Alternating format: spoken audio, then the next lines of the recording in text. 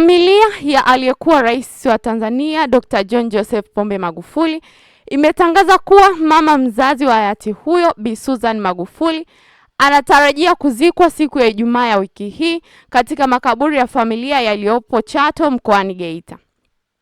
Taarifa hiyo imetolewa na msemaji wa familia ambaye pia ni mtoto wa 7 katika familia hiyo, Gorodian Magufuli, ambaye ameeleza kuwa taratibu zote za mazishi zinaendelea kufanyika nyumbani kwa familia hiyo, huku ndugu, jamaa na marafiki wakiendelea kuomboleza kifo hicho na msiba huo mzito.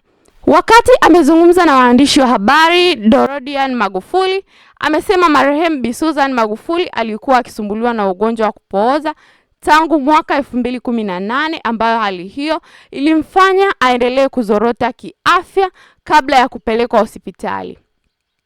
Mei 25 afya yake ilibadilika ghafla na kupelekwa katika hospitali ya rufaa ya kanda ya Chato kwa matibabu, ambapo baadaye alirudishwa nyumbani baada ya kuonekana kuwa alipata nafuu kabla ya hali yake kuzorota tena na kufariki dunia majira ya jioni.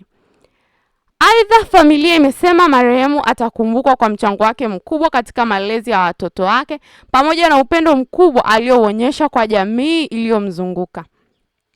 Serikali ya Tanzania kupitia Rais wa Jamhuri ya Muungano wa Tanzania Dr. Samia Suluhu Hassan imesema msiba huo utagharamiwa kwa taratibu za kiserikali. Endelea kutufuatilia kwenye chaneli yetu ya Matengo Media bila kusahau kulike, kushare na kusubscribe chaneli yetu ya Matengo Media.